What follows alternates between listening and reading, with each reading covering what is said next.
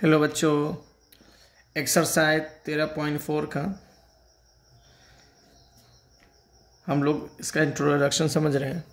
देखो, सबसे पहले इसका मतलब समझ जाइएगा तो क्वेश्चन बनाने में आपको सुविधा होगा। देखो, ये रेखा को क्या कहते हैं? ये रेखा, इस फिगर का नाम है छिन्नक, शंकु का छिन्नक। क्या है? शंकु का छिन्नक। ठीक है।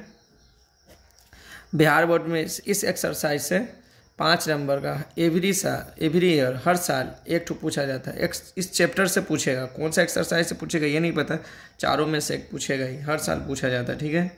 देखो, अब इस वाली रेखा को, ये वाली रेखा को क्या कहते हैं?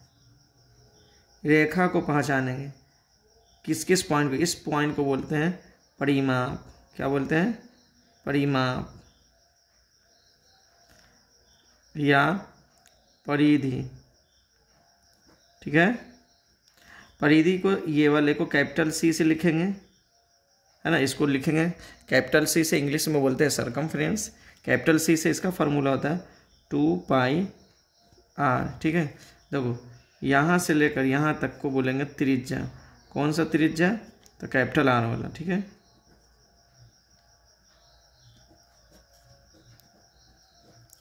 या किताब में लिखा है R1 R2, इस तरह से नहीं लिखना है। कैपिटल आर, जिसमें त्रिज्या बड़ा होगा उसमें, जैसे 10 सेंटीमीटर 5 सेंटीमीटर, तो आपको समझ में आ जानी चाहिए कि 10 सेंटीमीटर इसका है और 5 सेंटीमीटर इसका है। R1 R2 से क्लियर नहीं होगा ना। कैपिटल त्रिज्या हो गया, और यहाँ से लेकर यहाँ तक इसको बोलेंगे व्यास। जो कैपिटल डी से लिखेंगे तो कैपिटल डी बराबर हो जाएगा 2r। ठीक है।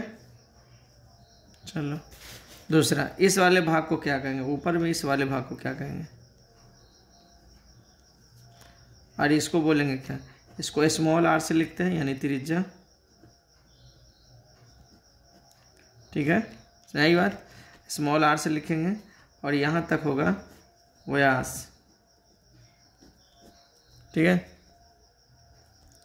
जो स्मॉल डी बराबर हो जाएगा 2r।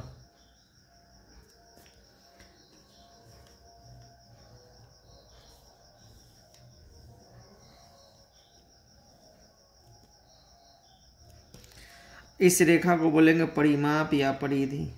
परिमाप या परिधि।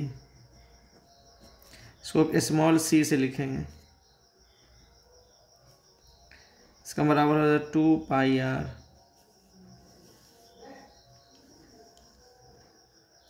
ठीक है।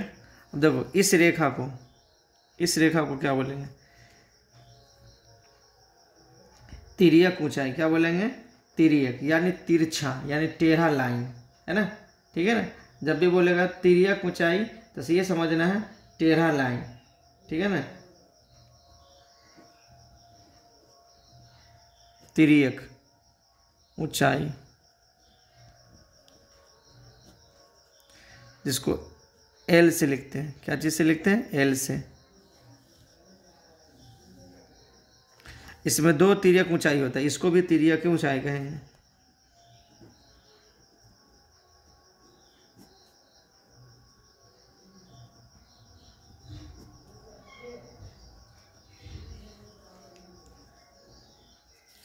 इस रेखा को सीधा ऊंचाई बोलेंगे। क्या बोलेंगे? ऊंचाई।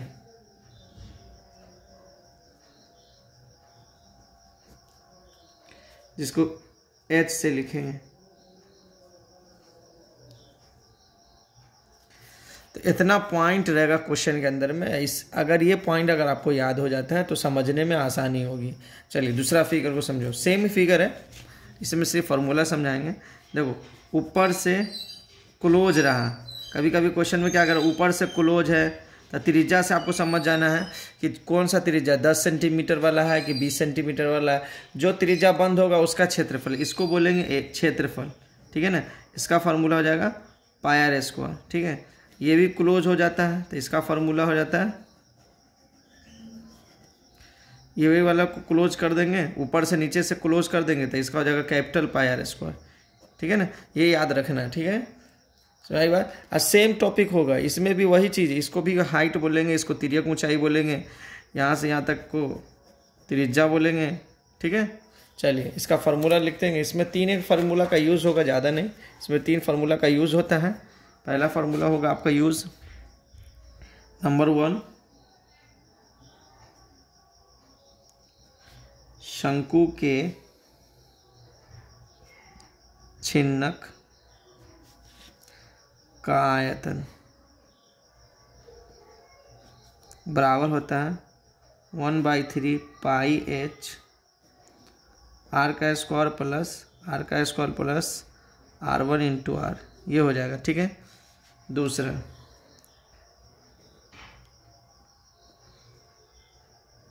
शंकु के छिन्नक का पृष्ठ क्षेत्रफल, तो इसका फॉर्मूला हो जाएगा पाई l r प्लस r, ठीक है। अब देखो शंकु का छिन्नक का पृष्ठ क्षेत्रफल बोलेगा तो कैसे समझेंगे, देखो ये वाला और निचले सतह और ऊपरी सतह क्या होगा, ओपन होगा, खुला हुआ, आर पार्ट दिखेगा, तो समझना क्या, शंकु के छिन्नक का पृष्ठ क्षेत्रफल, ठीक है। इसमें एल का फार्मूला होता है, अगर एल नहीं दिया रहेगा तो एल स्क्वायर बराबर होता है H square plus r1 minus r2 का होल स्क्वायर, ये याद रख लेना है, ठीक है। r1 माइनस r2 का होल स्क्वायर, ठीक है, यानी कैपिटल R में से स्मॉल r को घटा देना है, यानी r माइनस r का स्क्वायर। जैसे इस देखो r1, कैपिटल R को r1 बोलते हैं, स्मॉल r को r2 बोलते हैं, ये याद रख लेना है, किताब सब में इस्तेमाल रहेगा तो इस तरह से प्रयोग कर लेंगे, ठीक है ना। कैपिटल R को r1 बोलते हैं, स्मॉल r को r2 बोलते हैं ना, ठीक है। चलिए तीसरा फार्मूला, इसमें 3 फार्मूला का यूज़ होगा। शंकु के छिन्नक का संपूर्ण या कुल पृष्ठ क्षेत्रफल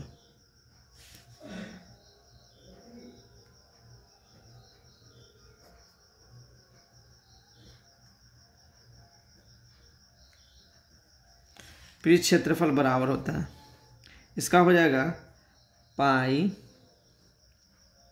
l r प्लस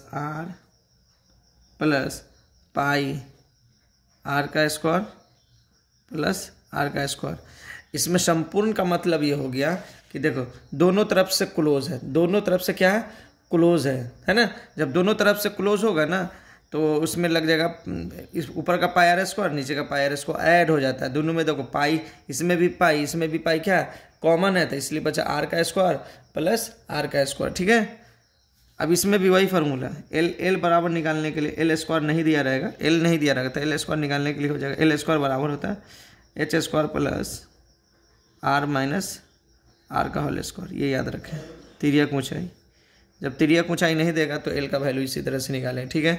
क्वेश्चन में कभी कभी बोलेगा गिलास, बाल्टी, तो याद रखें, देखो गिलास में क्या होता है, एक फिगर समझो, गिलास जब भी बोलेगा इस तरह से, गिलास होता है पानी जिसमें पिया जाता है, ठीक है। तो इसका फार्मूला एक देखो, मान लो गिलास या बाल्टी समझो, दोनों एक ही प्रकार के होते हैं। एक साइड क्लोज होता है, मान लो निचली सतह हमेशा क्लोज होता है, बड़ा साइड क्या हो जाता है, बंद होता है। गिलास, टोपी, है ना, बाल्टी, ये सब में क्या होता है कि निचली सतह क्लोज है तो ऊपर वाला खुला रहता है। तो इसका फार्मूला क्या हो जाएगा, को बोलेगा कुल पृष्ठ क्षेत्रफल निकालने के लिए, तो इसमें पाई आर स्क्वायर सिर्फ ऐड होगा। किसमें पाई आर स्क्वायर, इस वाले में, ये वाले फार्मूला में शंकु के छिन्नक पृष्ठ क्षेत्रफल में क्या करेंगे, सिर्फ पाई आर स्क्वायर स्मॉल वाला ऐड कर दीजिए, है ना, यहाँ पे प्लस लगाकर, है ना। जैसे इसे देखो pi L R plus R यानी पाई आर स्क्वायर।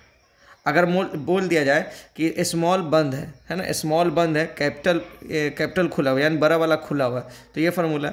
अगर बोला जाए बड़ा बंद है, आइए छोटा वाला खुला हुआ है, तो इसका ये हो जाएगा कि यहाँ पे कैपिटल आर का स्क्वायर लगा देंगे ना। जो खुला हुआ ये समझना है कि आप जैसे मिसाल के तौर पर टोपी पहना जाए, टोपी देखे होंगे कि टोपी का क्या होता है, सर होता है हमेशा बड़ा होता है ना, ऊपरी सतह क्या होता है, छोटा होता है ना। तो ये याद रखना कि ऊपर जो बंद है वो किस प्रकार का, छोटा है या बड़ा, उसको समझना है। उस टॉपिक को अगर आप समझ जाते हो तो आपका क्वेश्चन आसान होगा, बनाने में सुविधा होगा। ठीक है, क्लियर। चलिए, इस टॉपिक को इतना ही इंट्रोडक्शन है, इस पर हम क्वेश्चन बनाते हैं और आप समझें। चलिए ठीक है।